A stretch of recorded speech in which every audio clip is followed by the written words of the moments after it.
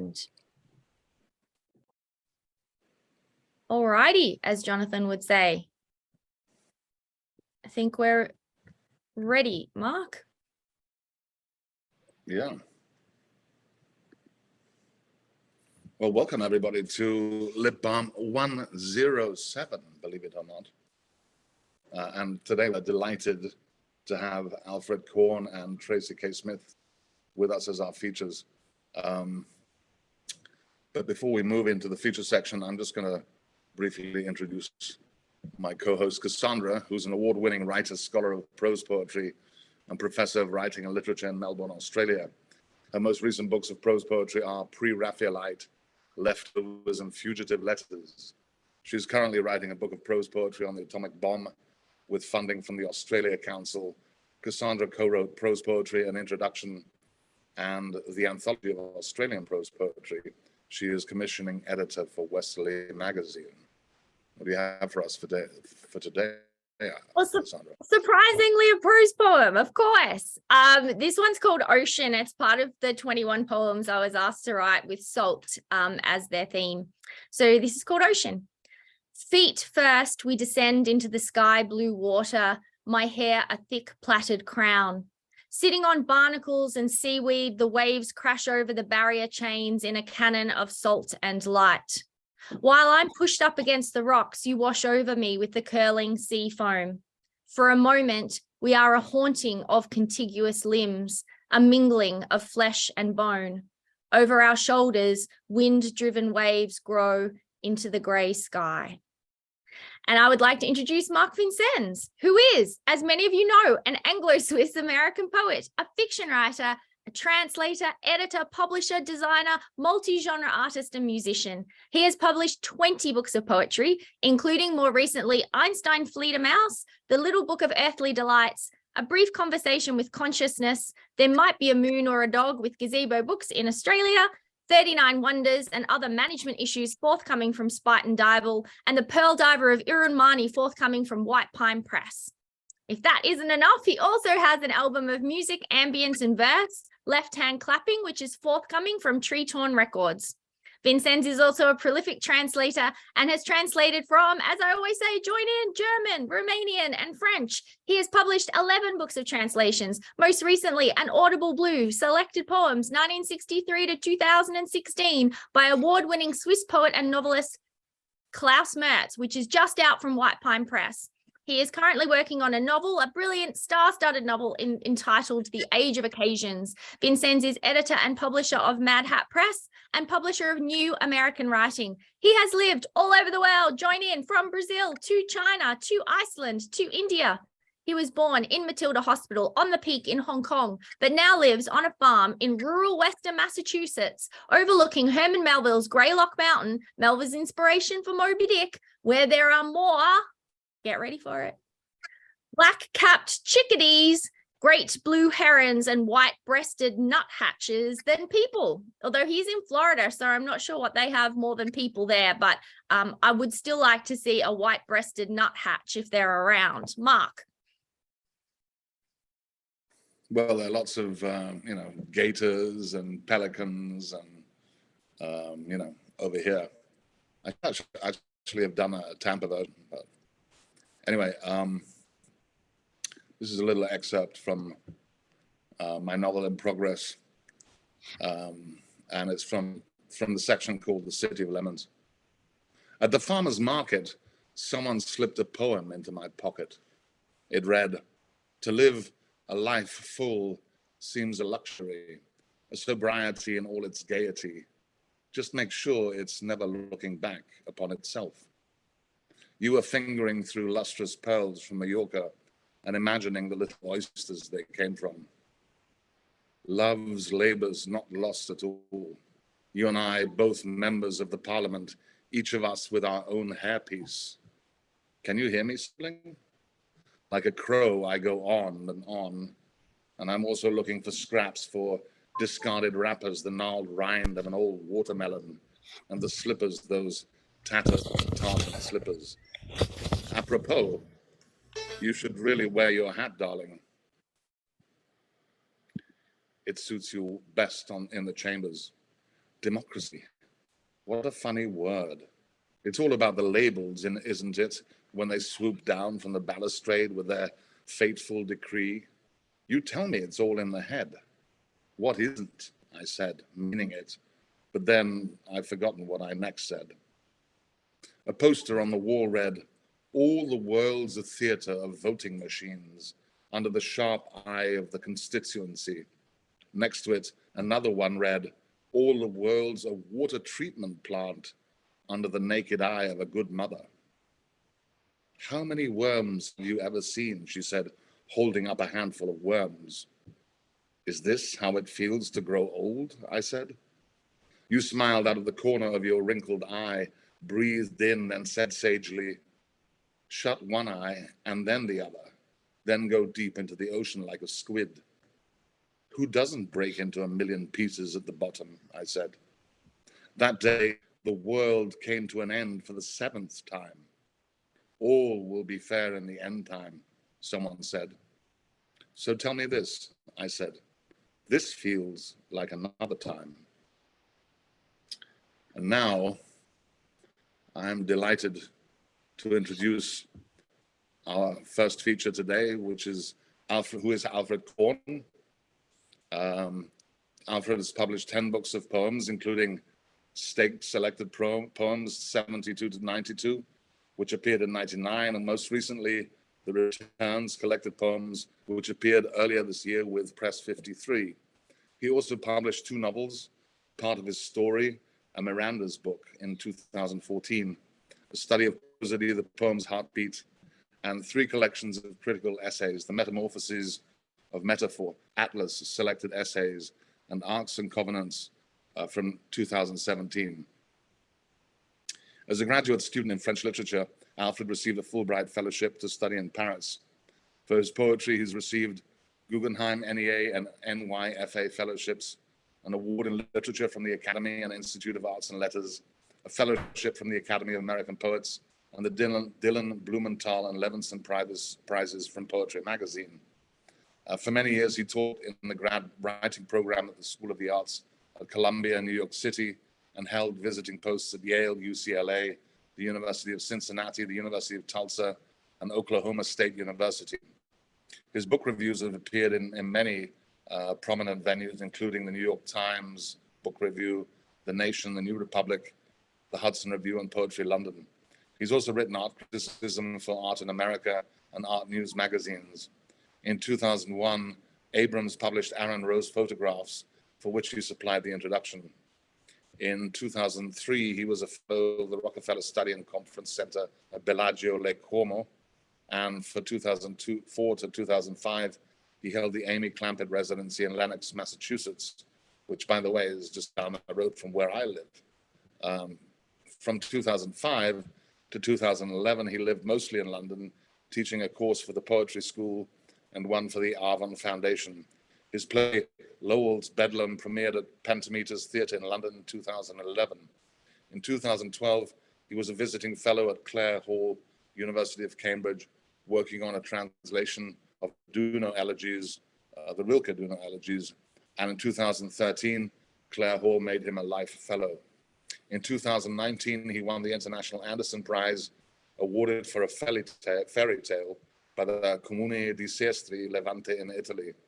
His translation of the Duno elegies appeared in 2021. Alfred lives in Rhode Island. Welcome, Alfred.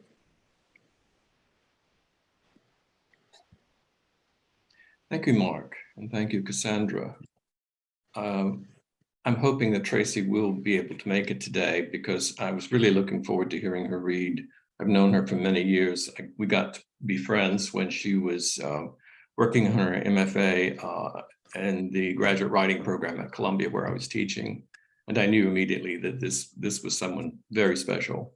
And that has proved to be the case. So I hope that even if she's late, she will be able to arrive today. And I want to thank everyone for coming. I see some familiar names and faces out there, and let's do some poetry. Mark mentioned that I had a play open in London several years ago called Lowell's Bedlam, and it is about Robert Lowell. And I've been thinking about him again lately because Weierstrass issued a collection of his autobiographical essays, which I've been reading. And it reminded me that last month was the 45th anniversary of his death.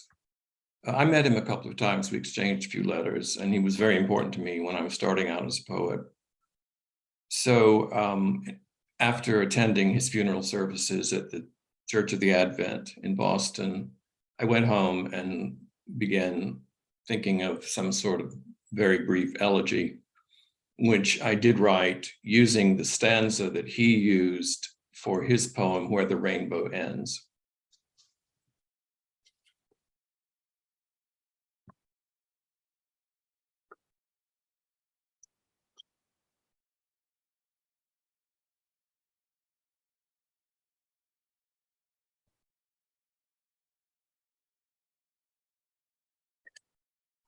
September inscription. We saw the sky descending, gray and white, and idling oil-black limousines receive their passengers. Air charged with held-off rain. The still resisted fall of things that leave. Studied gaze. To you it would be plain, but you have taken flight. Your remnant meaning bared and left to lead from now a second kind of life. Our own persists under noonday clouds, where loss is shown, how final words must come to spell as deed.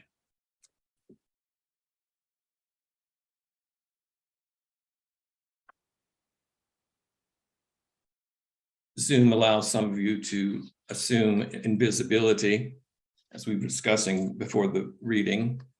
And actually, I mentioned that I've written a poem on that topic, invisibility, which is simply called The Cloak of Invisibility. If you're familiar with fairy tales and so forth, you know that there are many tales that involve a special ring or a cap or a cloak that makes one invisible. And with that idea in mind, I wrote a poem that I think is kind of a parable. The Cloak of Invisibility. Resisting it at first, I wondered why luck had elected to single me out when subjects more deserving went about their business in full visibility. I favored learning, though, and inch by inch sank into knowledge like a nodding sleeper as the windfall of velvet license deepened. Not even close-ups made the others flinch. They shrugged off tingles of warm breath on cheek or hand as will-o'-the-wisps the dark attracts, and made me privy to whatever facts devolve on those whose methods are oblique. Contagion of invisibility, objects caught in the mirror's silver grip, if I so much as touched them, gave it the slip, swept into interstellar darkness, free. Brocaded screen or acneed face, lone mountain cabin, oil slick, paper-bound Spinoza, all took shelter under the cloak's subrosa and drowned appearance in a plunging fountain. And yet, when the young doctor, with downcast eyes, indicates the gaseous stagnant green and records a diagnosis of gangrene, what can't be scraped away, he'll cauterize. Likewise with me. The morning dawned, I saw erasure would eventually betray the sunlit chronicle we find our way by, the book of life that teaches awe and heals the blind. It seems an endless age since I began that volume's restoration, coaxing things back to their first destination, the daily albinism of the page.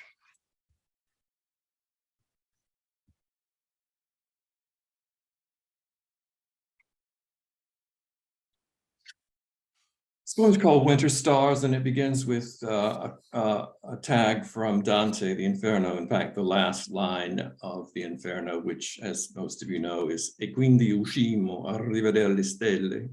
And then we went up to see the stars again. Winter stars. In winter, also, climbing up from underground, he sees them, each one a tear of light that falls from beasts or heroes, unconsidered in cities, till the traveler stops, looks up, and then remembers their names. Who will infuse his eye? Its dark pool, silvered with cloud and stars.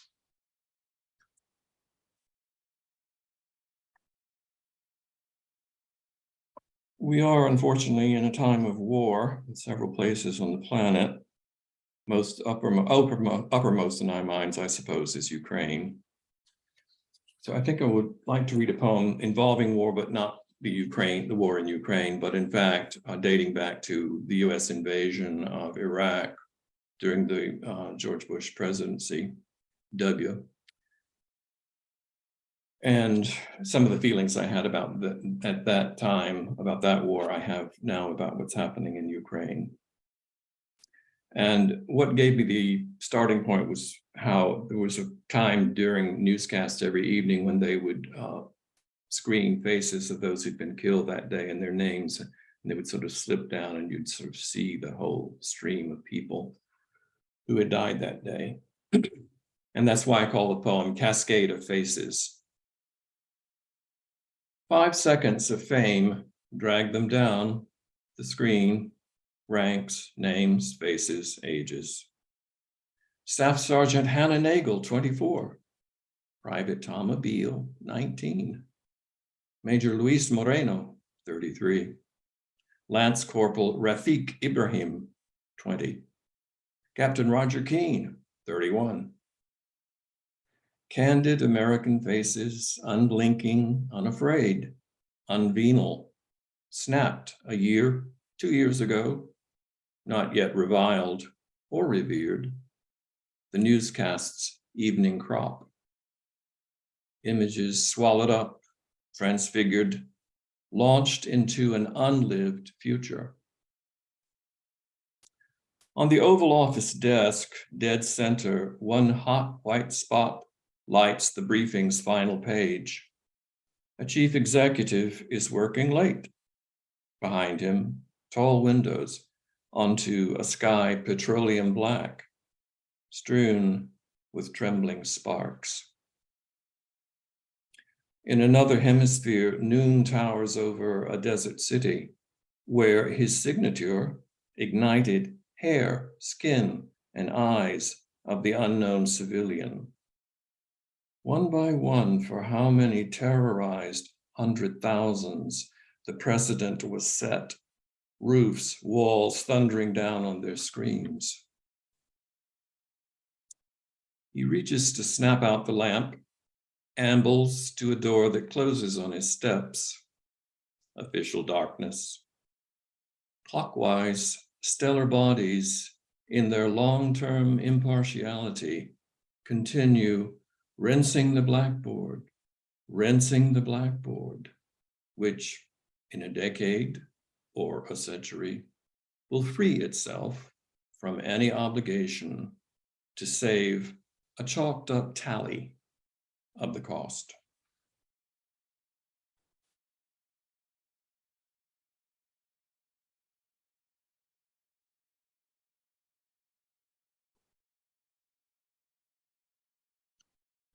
This one's called Weather. Whether anger quickens a lagging stride and periodic burn-offs in the forest revitalize exhausted soil and flora. Whether we should take pleasure in the wildcat jubilation of a lightning bolt that whips its silver vein of Genesis through the night sky, flash photo of a white birch upended, the root system buckled to swollen thunderheads.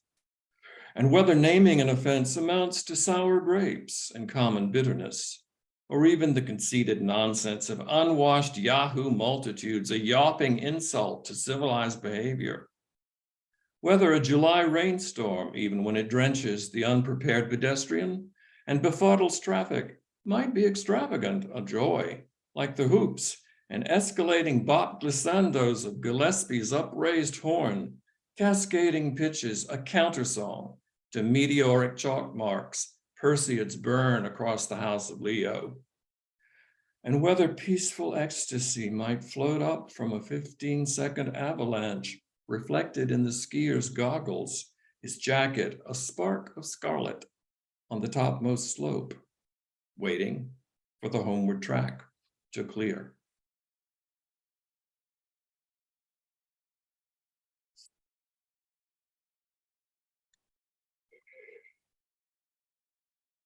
I'm an admirer of the Threepenny Opera, Drei Groschen Oper, by Kurt Weill, and decided that I wanted to attempt to write a lyric rather similar to some of those that appear in that work. And this is the result. It's called In the Grunavalt Cafe. Where do slackers go to get their jollies? Where do they spend hours every day? Where commit their most moronic follies? In the Grunavalt Cafe. The dull-eyed types who sit alone, they're boozers who dose their coffees with Grand Marnier. No one ever tells them they're losers in the Grunavalt Cafe.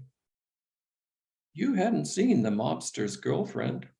Tasty, but are you sure her goon has gone away? It's not so wise to come on over hasty in the Grunavalt Cafe. You sidle up and say, "Can I get you a drink?" She's shuffling cards and seems to want to play. A smile means, "Try your luck, guy, don't you think, in the Grunavalt Cafe?" Card game done, why not get down to cases? Up close, her blue-green eyes seem less blasé. All around you fools are pulling faces in the Grunavalt Cafe. Yet when your hands touch, someone taps your shoulder. It's the waiter. Sorry, care to pay? A silence falls. Things suddenly feel colder in the Grunavalt Cafe. A red-faced gangster packing heat approaches. A rod's blunt business end. We start to pray. What made you hang out here with all these roaches in the Grunavalt Cafe? How brief it is, that fiery burst of thunder, brief as life, brief as a winter day. To croak because you made a stupid blunder in the Grunavalt Cafe. And now this floating view down from the ceiling. Blood soaks the spot where your dead body lay. What song, what words express all that you're feeling in the Grunavalt Cafe?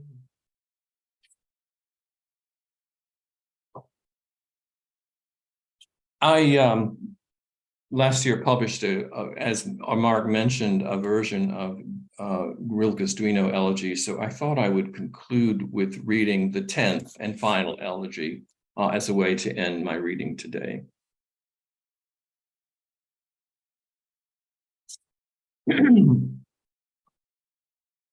The 10th elegy.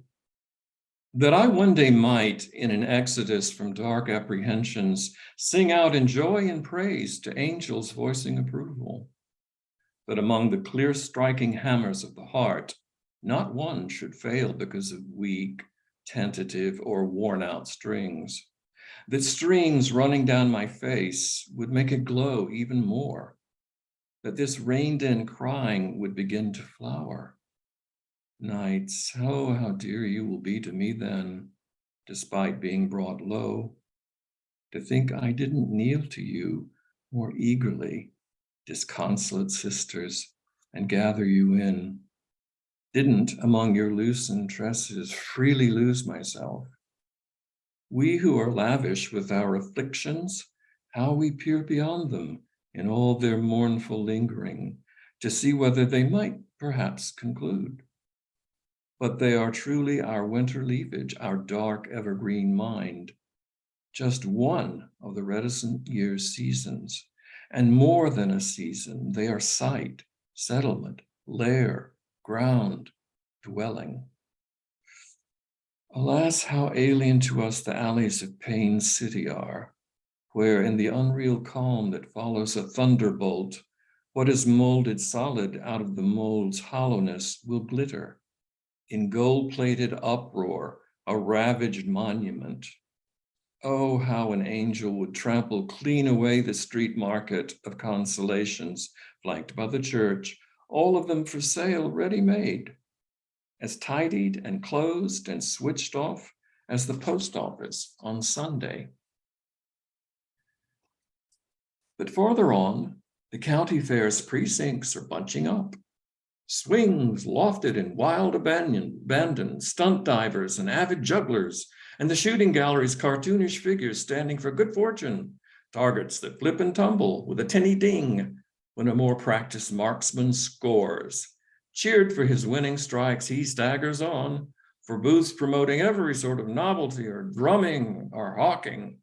Something special, for adults only, is still to be seen, how money breeds more of itself anatomically, and for more than mere entertainment, the private parts of money, the whole shebang, the how-to, educational, so that you will be fruitful and multiply.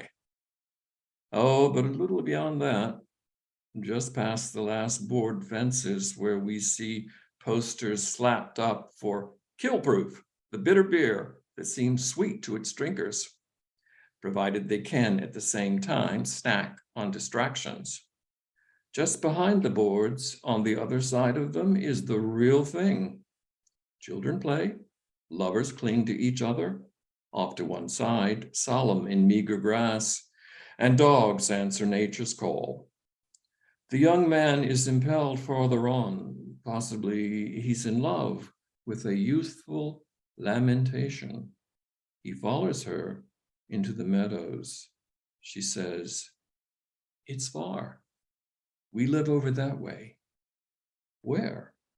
And the young man follows. How she carries herself moves him. Shoulders, neck. Perhaps she has noble origins. And yet he leaves her, turns, looks back, waves. But then what? Lamentations who she is. Only those who died an early death in the first phase of timeless detachment, as they go through the weaning process, follow her as lovers might.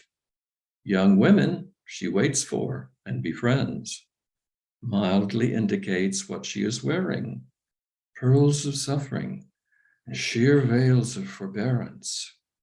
With the young men, she proceeds in silence. But there, in a valley where they dwell, a matriarch among the lamentations turns to the young man when he questions her. "In the past, we lamentations were," she says, "a great nation. Our forebears dug the mines up in the high mountains. Occasionally among humans, you find a polished lump of primal grief, or in volcanic slag, a piece of rage turned to stone. Yes, such things came from there. We were once rich."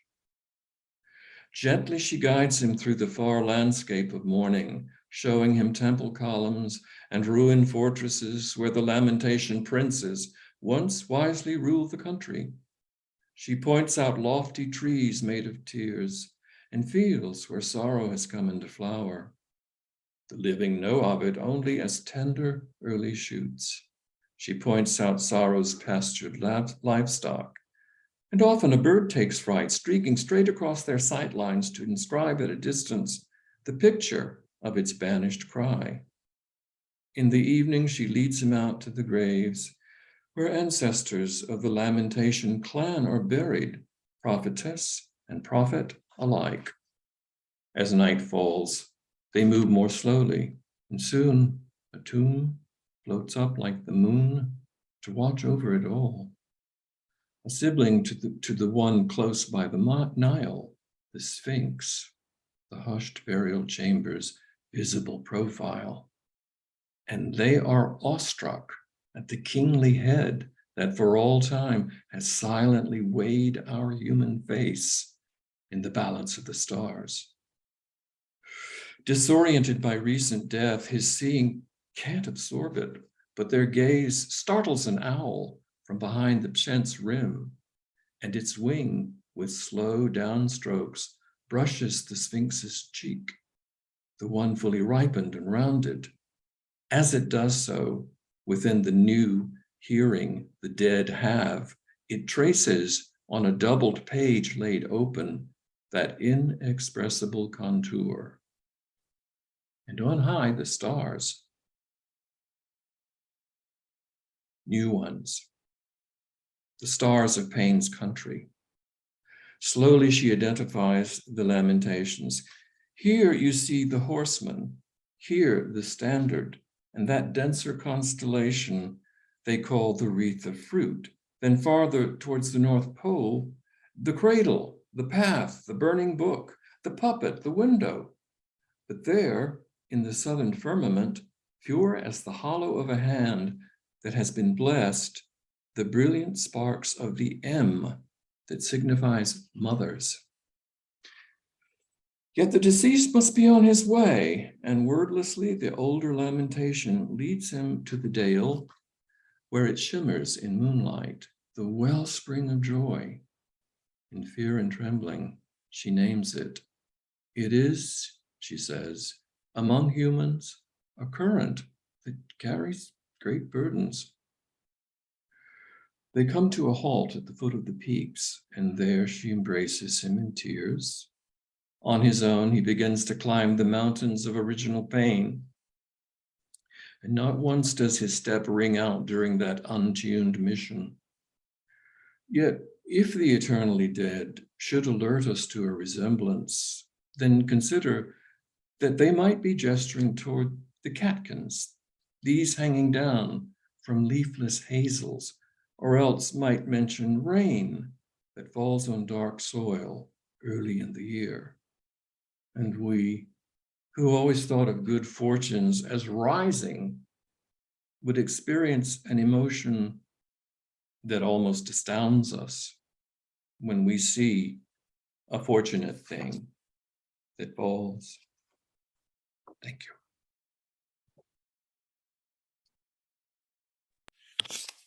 Thank you, Alfred. A question for you. Of course, Rilke's Duno Elegies were first translated in 1931, I believe. Is that right? 39, by Stephen Spender and 39. Yes, Leishman. Yes, they collaborated. And then there was also the Sackville West translation as well, right? I don't know of that one. There have been several. And I would mention that William Gass wrote an entire prose book about the elegies, which was followed by his semi-prosaic translation of them. And Edgar Snow's done a fine version. So many people have. Yeah. So you obviously have an affinity with Rilke, yeah? I do. Would you say the Duno Elegies were his best work, as many people say, of course? I'm sorry, I didn't understand the question. I said, would you say the Duno Elegies are his best work, or let's say the Book of Hours is also, for example, quite interesting? You know, he went through many different phases during his career. And I think each of those phases has its virtues. For some people, the Sonnets to Orpheus, which is written simultaneously with the conclusion of the Duino Elegies, for some readers, that is his best work. Or some people just prefer the shorter lyrics.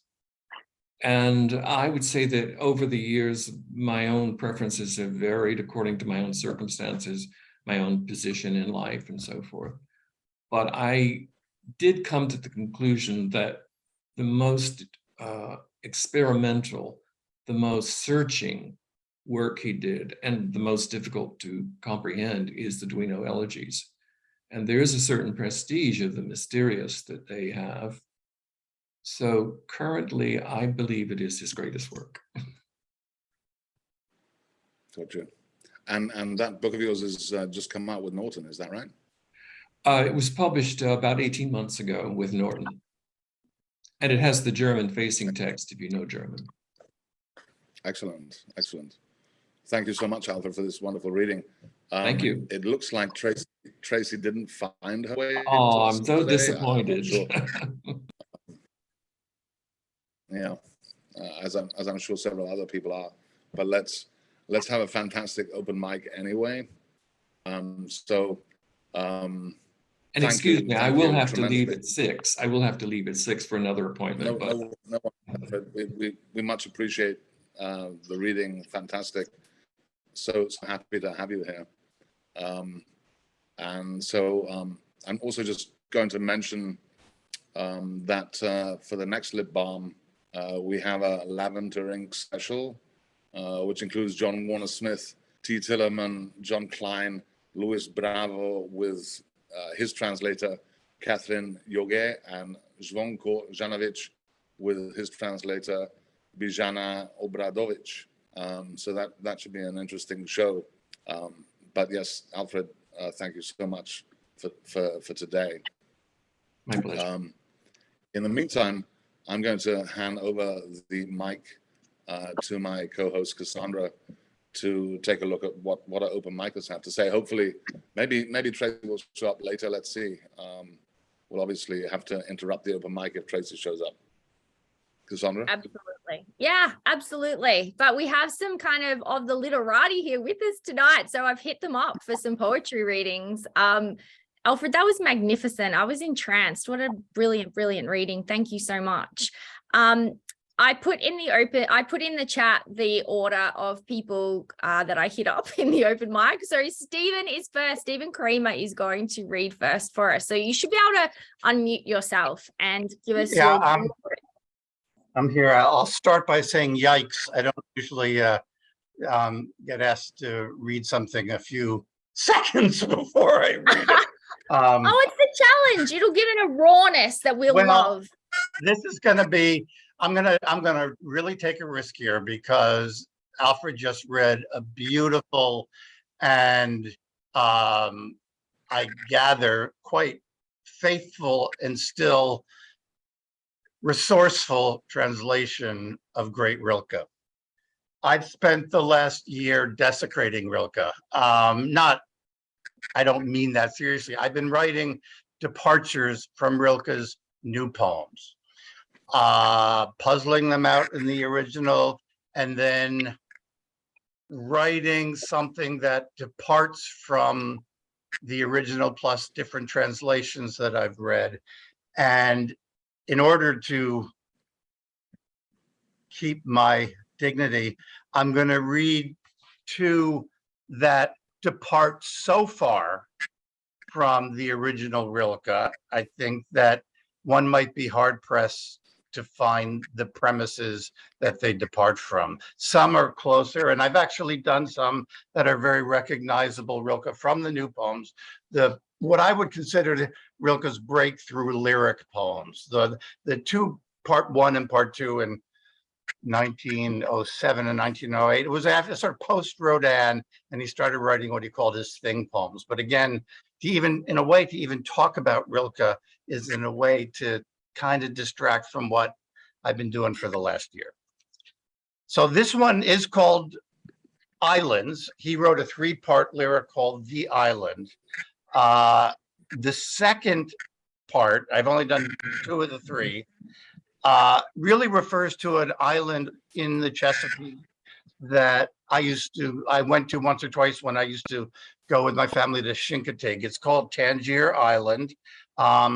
The residents of Tangier Island bury their dead family in their front lawns. Almost everybody is named either Crockett or Pruitt. And some have speculated that their accent resembles or is analogous to the accent of Shakespeare's England. I think other islands in that area also get that, are considered possible. Nobody really knows, I think. That's the second section. The first section, to use a little closer to Rilke. I'll say one more thing. I'm sorry I'm talking so much. The translations, faithful as they were, seemed weighted with adjectives and adverbs, which probably don't sound as loose and untextured in the original. I'm sure they don't. But even good translations seem to rely so much on adjectives and adverbs that I gave myself the instructions to use verbs whenever possible instead of adjectives or adverbs. First one's called Islands. I'll just read this and then one other. Is that all right? Or is that too much? I just read this one? Oh, that's okay. All right. Islands. 1. Tides swamp the path through the mud flats. On each side, everything looks alike. But long ago, this island shut its eyes. Ditches wander among the islanders, each fallen into a sleep, the multiverse tossed up.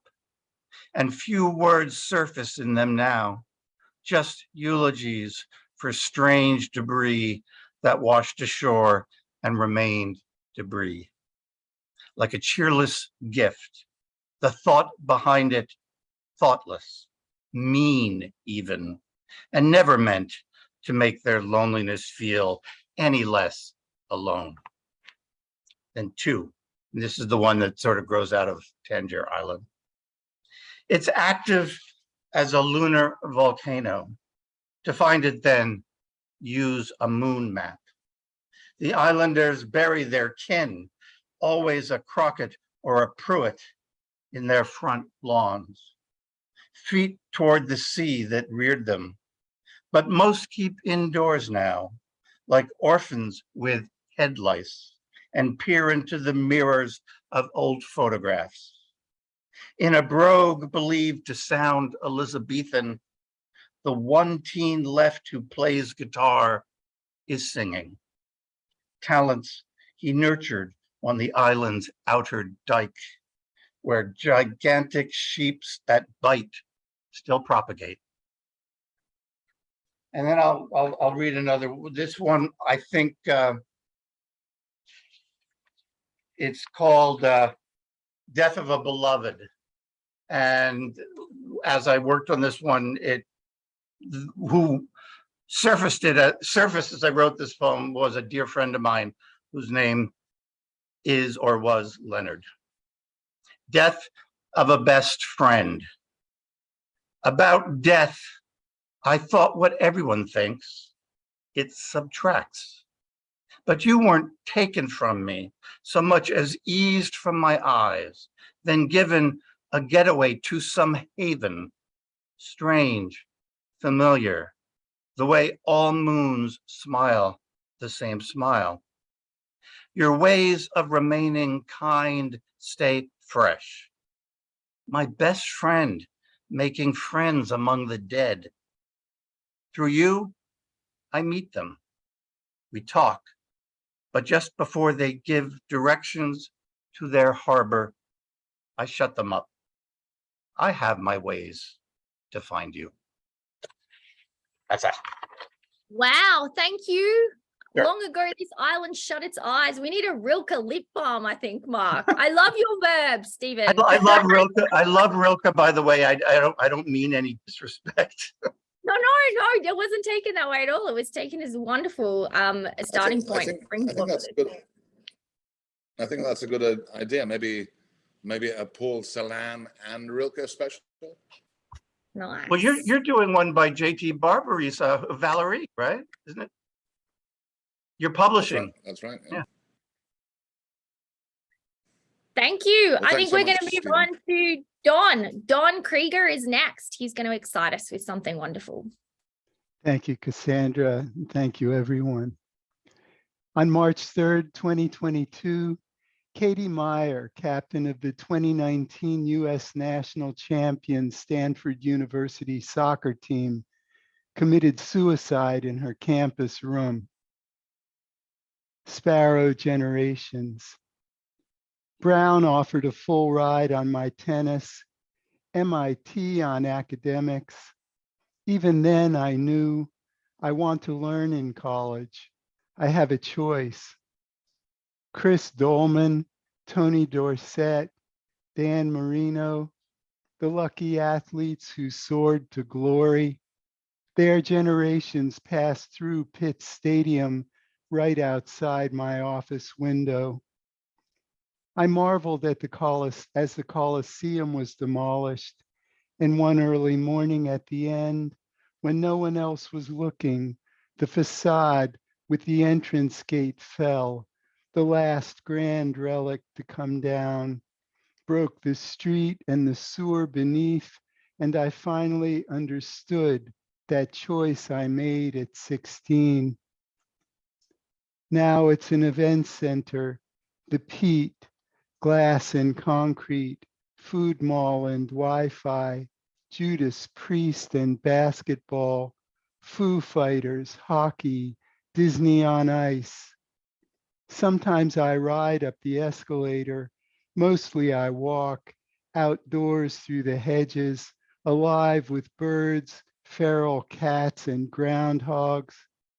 Either way, you can't miss that vaulted interior, limitless ceiling, video wall like the side of a house, sports news constantly running, pictures of trophied athletes displayed in locked cases like numbered Audubon prints or rare baseball cards. In the morning, I pass by the gym. Even at 6, there are students on the treadmills, boys fit and massive, beautiful, girls fit and beautiful too. I see them on campus with their teammates, lounging and laughing, bruised and braced, casts and crutches. Often a bird strikes the peat windows in flight, then lies still on the concrete till the janitor comes. Sometimes I carry one back to the hedges when it's been days. Last week I saw a sparrow by the glass wall, standing on the concrete like a statue, even when I knelt beside it. I touched his belly, urged him, step up. He hopped over my finger, then turned and flew onto my hand. The life and quickness in that tiny body, the bright trust of a stranger. I slowly stood and walked him up to the hedges, urged him once more, and he flew free on to his own life.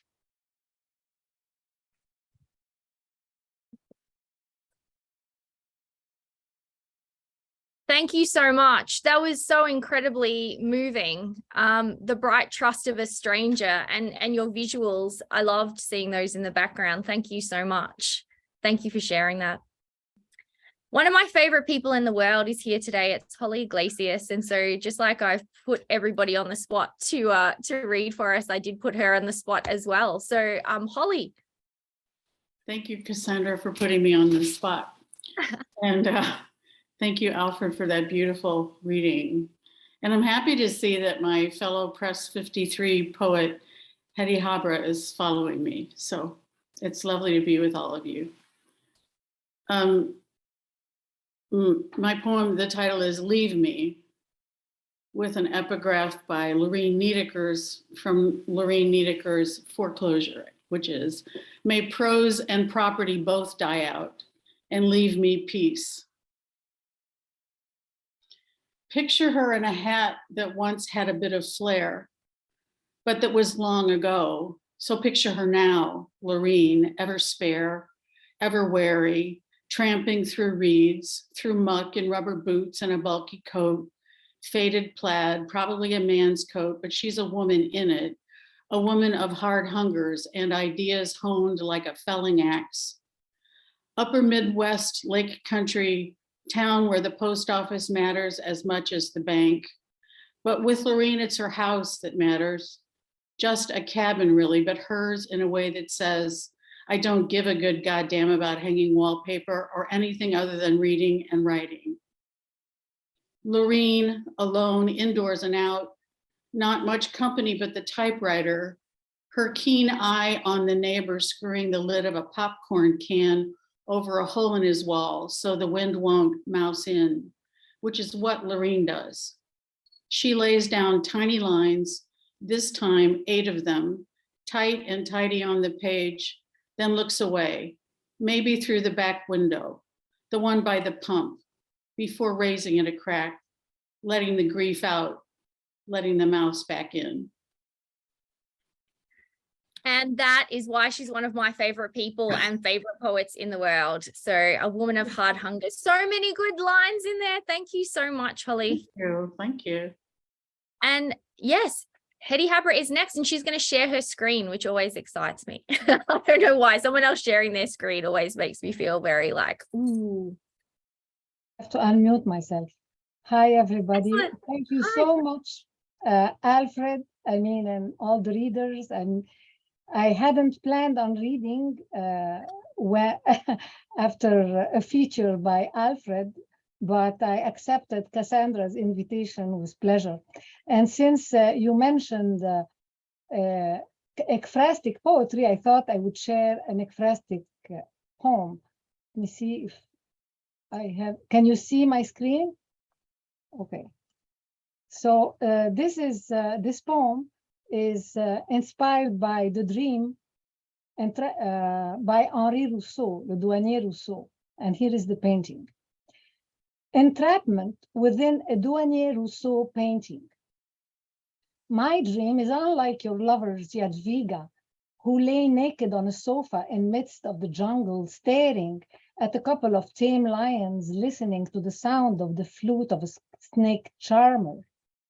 In this, your last painting, she offers the tapestry of her skin to the lush foliage, as the feline's golden eyes reflect the light in your gaze and hers. Her posture, unlike Goya's naked Maya's, nonchalant recline, is tense and well aware of the voyeuristic glances hiding beneath every heavy branch. She points at a mysterious onlooker that even you can't capture on the canvas. As for me, let me tell you about the pressure in my chest as I doze off, half conscious of an imminent danger lurking outside the house. With eyes closed, I see wild beasts, lions shaking majestic manes, and tigers advancing stealthily around the house. I know I'm trapped inside, the darkness enabling me to peek at the way these creatures prey in slow motion behind overgrown ferns and spiderwebs, sword-like leaves rising taller by the minute. But I'm the only one aware of such aberrant presence, since I'm home alone and won't dare to move or open any door. That was magnificent. What a fantastic reading, the tapestry of her skin. And it's great to see the image as well. Thank you so much. What a joy to have you read. And next is the famous Indran. We know him well at Lit Balm, and he's here to read something for us. Indran. Thank you so much, Cassandra. Thank you so much, Alfred. Alfred wrote the foreword to the new book that is just coming out now from Dialogos Books, Origami, Selected Poems of Manuel Ulacia. I had the honor of translating the book with the poet shortly before he passed away tragically in 2001. And then I've since translated a couple of additional poems, and the book is about to come out from Dialogos. I wrote this poem thinking about the poet Manolo, who was also Alfred's friend, Manolo Ulacia Presente. I wrote it in Spanish. I'll read the Spanish and then read the English translation. Manolo fue arrestado por una víbora en el mar.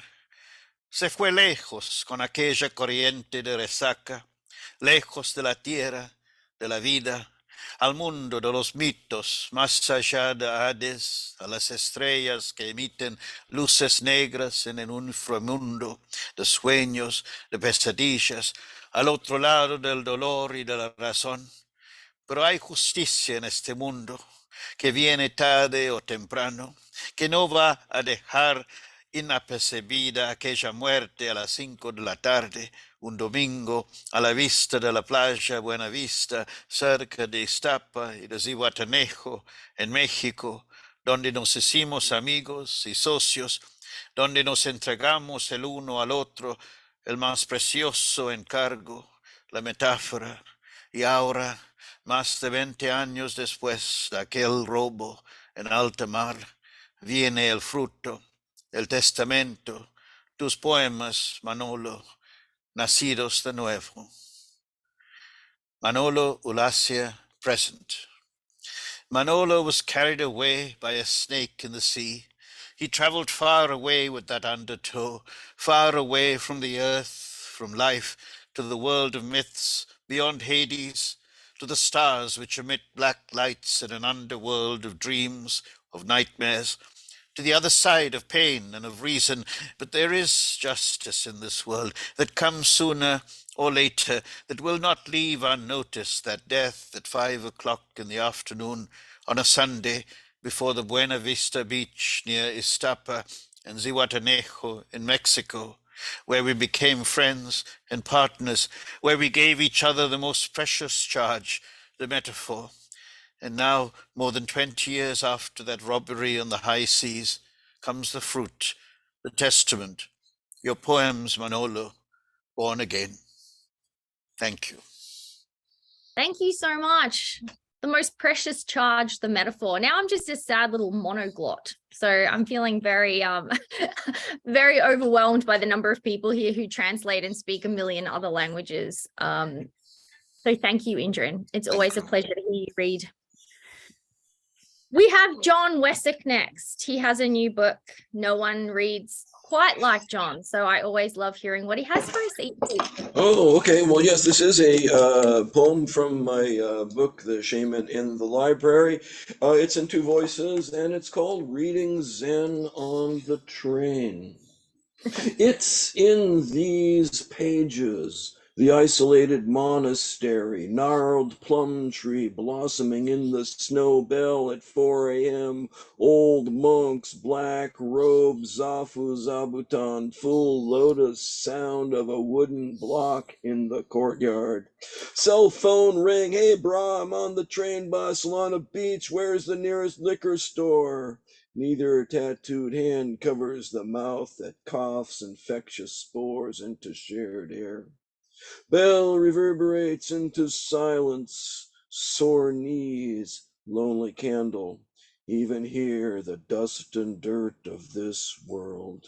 Do you want something more than this? My supervisor sets me up for failure. Those guys in Irvine haven't cooperated at all. When I went to her for help, she said I should develop a working relationship with them. Working relationship. Drum beat, cases on shaved heads, I wear the Tathagata's teaching, saving all sentient beings. Hanyahara Shingo bows a cascade of bells. Tickets, please! The conductor carries his silver punch from seat to seat. A boy with Down syndrome recites the schedule. Breakfast, a ballet of chopsticks and lacquer bowls. Work, kitchen, wash rice, chop vegetables, a sutra in a bag of mushrooms. The coaster approaches Del Mar. Passengers scan the ocean for fins. A baby dolphin jumps from the waves. The abbot, an ancient Buddha. The koan, polishing a brick to make a mirror. No ultimate, no Buddha, no everyday, no teaching. Fish cannot live in sterile water. Thank you so much. It's breakfast time here. May my breakfast be a ballet of chopsticks. I hope it might be. Thank you so much. Cindy, badass Cindy is going to read for us next. It could be alliterative or it could be something else. Well, you know, badass starts with a B, and my poem is a continuation of the short alliterative prose poems I'm doing, and it's not a B, it's an A, as you can see from the title, and it's pretty silly compared to the powerful work that I'm hearing today. It's called Around and About and Around Again. Always. A is for apple. And it's also an alleyway to our awesome alphabet. A, you ask? Absolutely, I answer adamantly. And once you get a hold of that A, it is always accessible.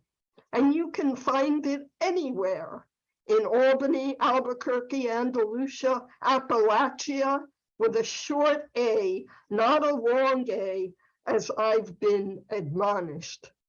In arid Arizona and in all areas of America aboard Amtrak in April or August.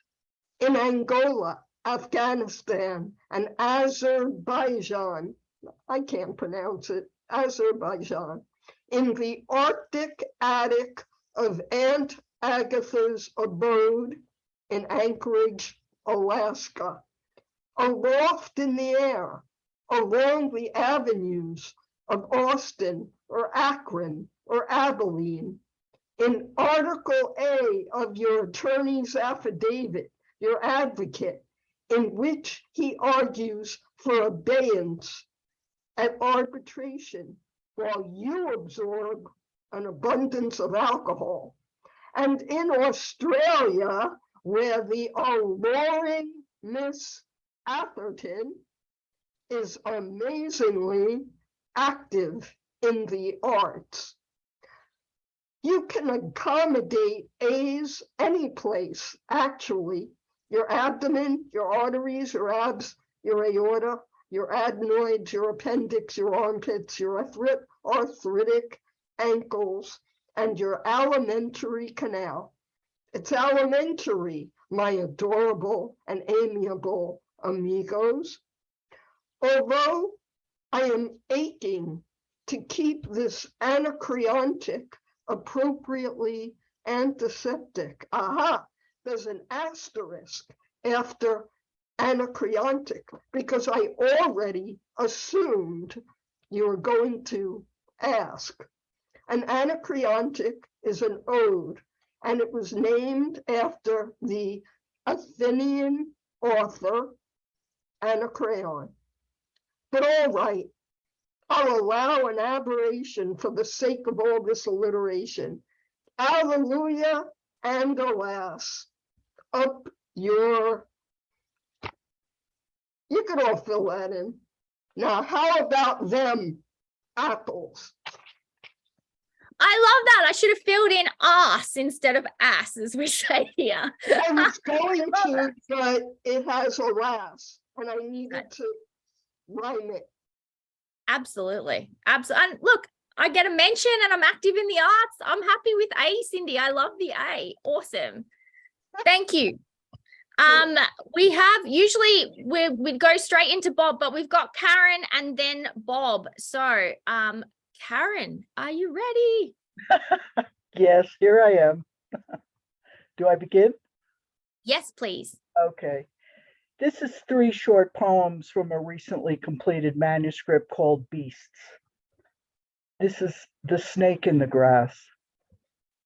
First, there was the delicate snakeskin, like tissue paper, a foot long and ghostly white. Touch it and it crumbles, a token of a potential deadly resurrection. Fittingly done in moonlight, a warning sign of things to come. A sudden revelation in the morning's grass. The snakeskin betrays the snake. Quiet, private, impossible to detect.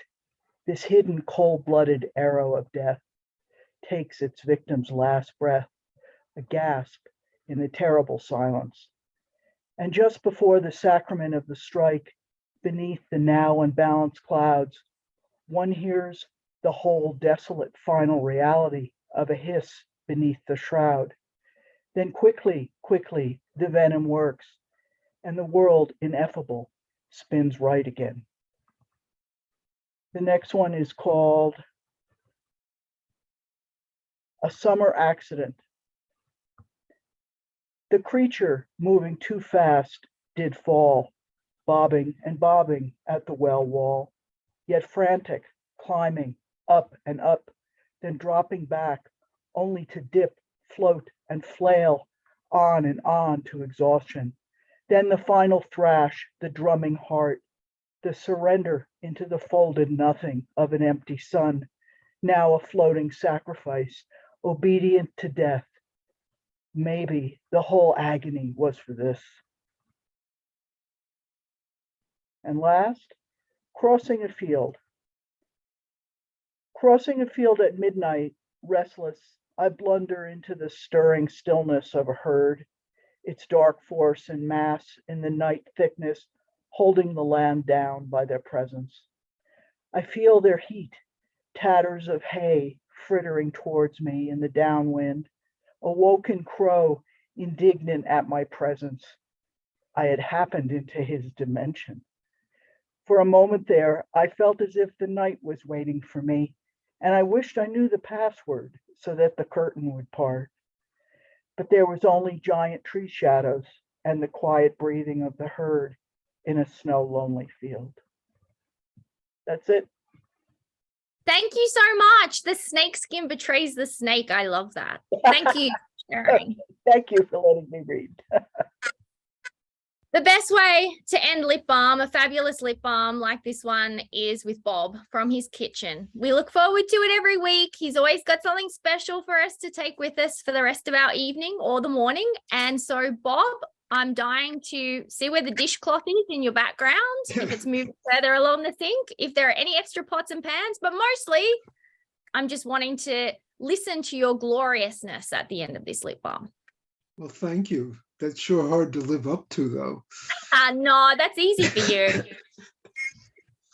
Anyway, this is a short poem that I don't think I've ever read before anyplace.